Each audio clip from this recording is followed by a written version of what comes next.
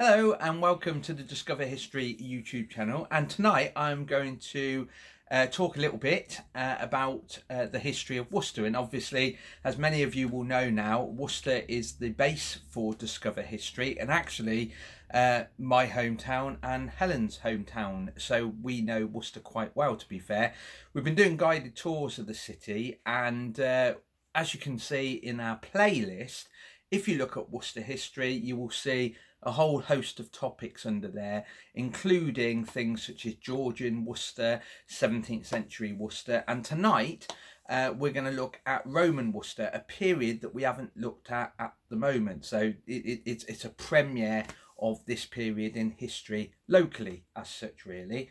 One of the best books, I think, for reference, for good source material, has to be a book that came out relatively recently. It's only about 4 years old, 5 years old, something around about that mark, is this one. And this is The Excavations at Dean's Way, Worcester.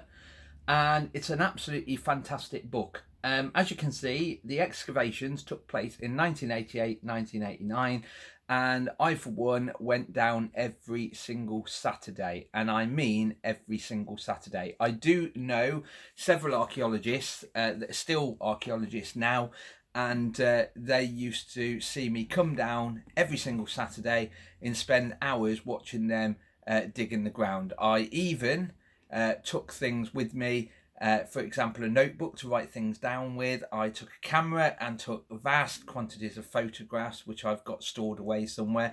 And the other interesting thing is, I also used to bring the odd thing that I found in the garden at home to ask them to identify, which was usually nothing more interesting than a bit of Victorian pottery or a very important, as I used to think, piece of clay pipe, basically. Now, the reason why I'm emphasising this book in particular is because we didn't know a great deal about the early history of Worcester. In other words, we always had an inkling that it was an ancient city. Just looking at the name, if you look at the word Worcester, it's got stir in it. Any city with the stir in it usually is a reference to the fact that it was once a fortified Roman town. So if you look at an atlas, for example, you'll find places like Gloucester, Cirencester, Leicester, Worcester.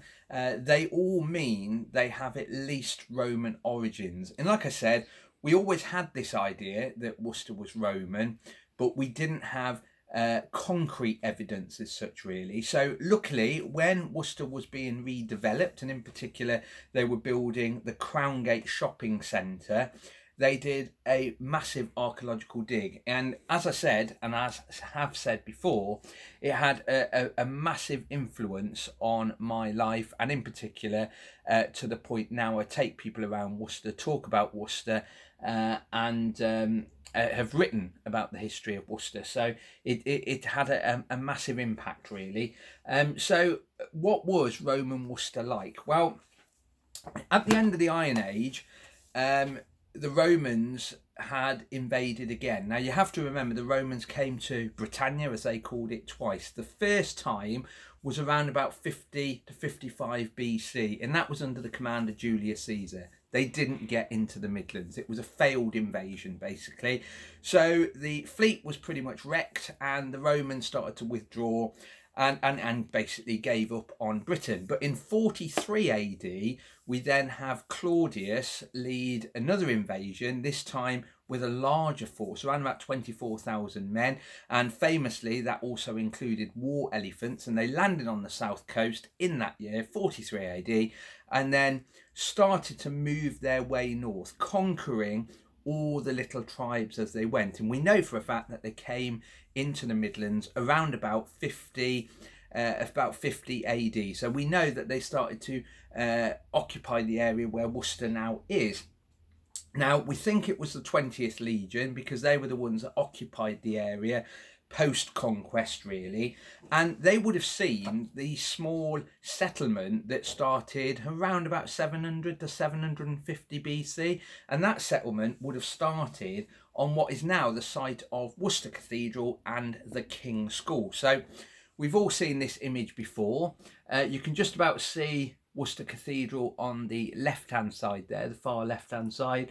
And then we've got the boathouse of the King's School. I must say this is quite an old photograph now, because the boathouse definitely doesn't look like that anymore. It's a much more modern building. But that high ground here would have been the site of that early settlement, from at least back to the Bronze Age, basically. So they would have seen that. The Romans would have marched through, seen that. And as far as we're aware, and we can only look at sources and evidence from archaeology, there don't seem to be any conflict between the local people and the Romans. There don't seem to be any signs of battle, for example. Mainly because, after all, Worcester was just a small farming settlement, as it had been from the Bronze Age. So it was not this great Iron Age Celtic fortified town as such, really. But saying that, not too many miles away, we have obviously British camp on the Malvern Hills, which is obviously an Iron Age hill fort. And over towards Pershore, you've also got the hill fort there up on Breeden Hill. So they were probably the more warlike areas, and we were a small little settlement. Now, we were farming there, and the Romans pretty much came in, and they would have prepared Worcester for any possible attacks later on in history, really. So that is a map that we use when we do guided tours of Worcester, and it's one of my laminated maps. They're maps that we use and take out even in pouring rain or even in snow, which is one of the times I was wiping snow off this at one point. And you will see the settlement, which was made up of little roundhouses, as it has been since the Bronze Age, has now been refortified, is the best way of putting it. Because if you think back to the earlier videos, in particular, if you have a look at the early Worcester video I did, there was some form of defence going around, probably nothing more than a small ditch. And that's pretty much all that was there. It was probably nothing more than an Iron Age enclosure. But now we have a much bigger defence that's been put in. Now, there is evidence of this, which is not that visible to the human eye in modern times. So if you went into town after lockdown looking for evidence of Roman Worcester, you won't find any, basically.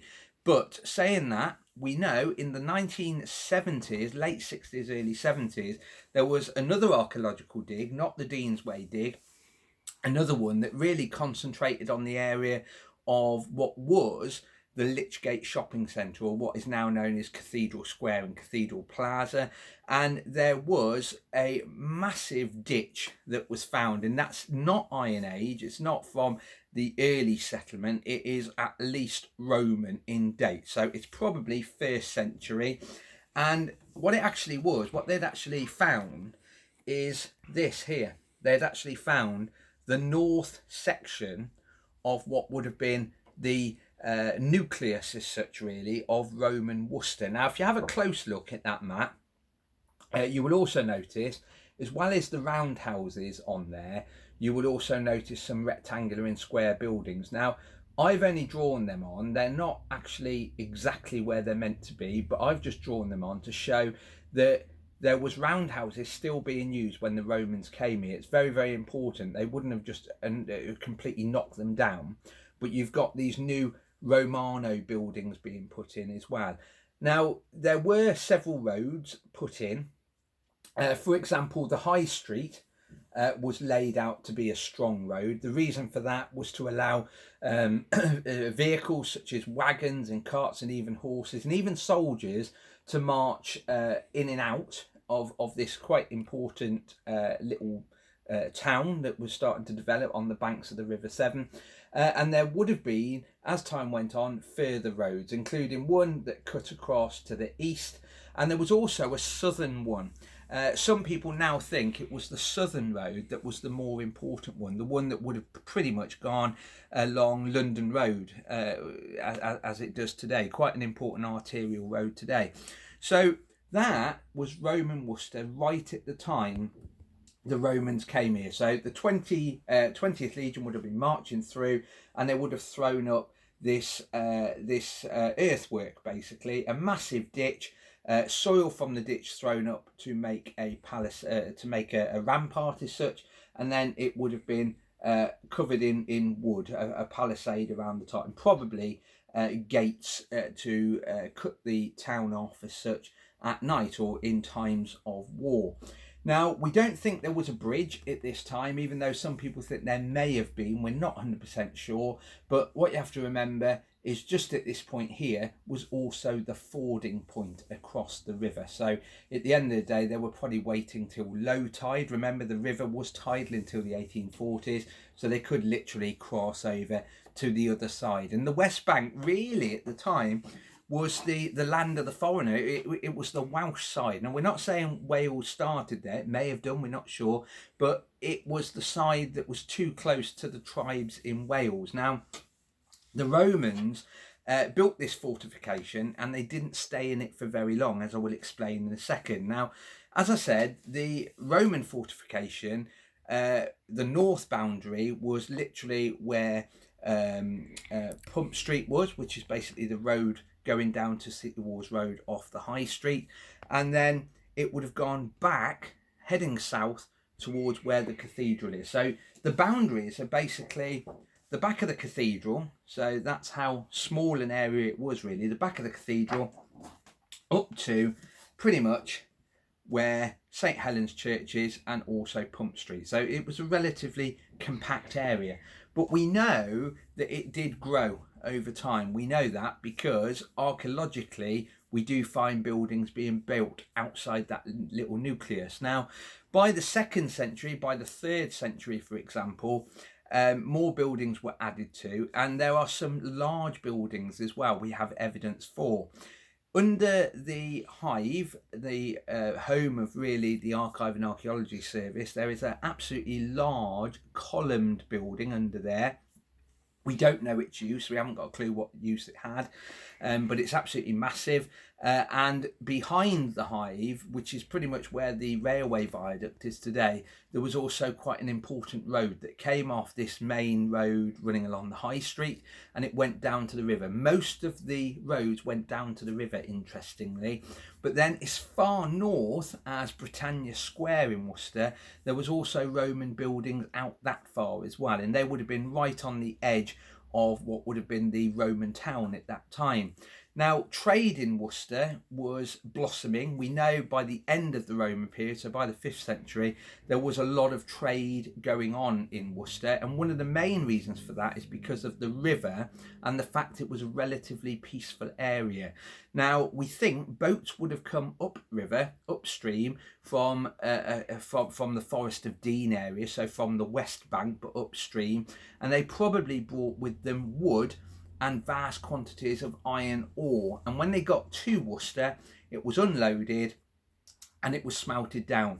The main smelting points that we have located in Worcester is where the Crown Gate shopping centre is, and in particular where Huntingdon Hall is. So if you ever stand where Huntingdon Hall is, that is actually where a vast amount of smelting was done of iron, and any of the iron slag, the rubbish that came off the iron, would have been thrown into road building. And if you have a look at one of our videos on Roman roads, you will see I talk about that, which is where we get the saying metalled surface. Now, we're not 100% sure what Worcester was called in this period.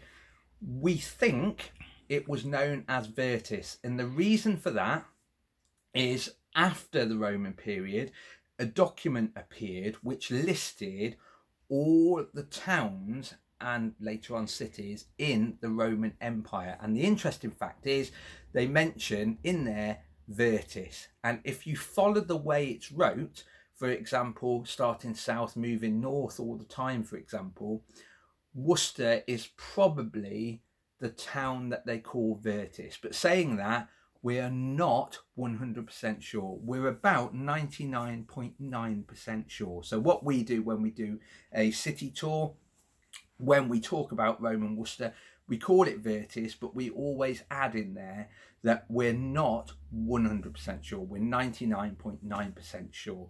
But it's quite interesting because the Romans occupy the area, the Romans occupy Worcester, and it becomes a very important inland trading port as far back as that. Boats coming and going all the time, plus the local people carrying on with their farming, for example. But the big thing is iron. Iron is being smelted there. Iron can be transported along the river to anywhere technically in the Roman Empire.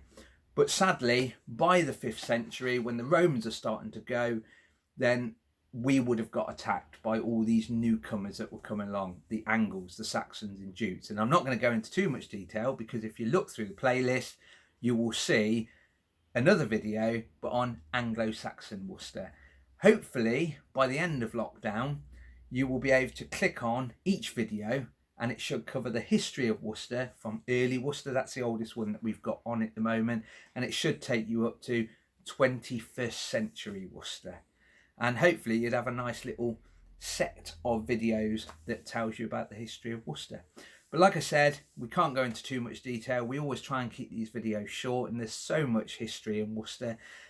So hopefully this has spurred your imagination, spurred your enthusiasm to have a look, have a closer look. Go and find the Crowngate Shopping Centre when it's safe to do so. Go and find where the Romans were smelting iron and that sort of thing. So on that note, stay safe, stay in, and see you soon. Bye bye.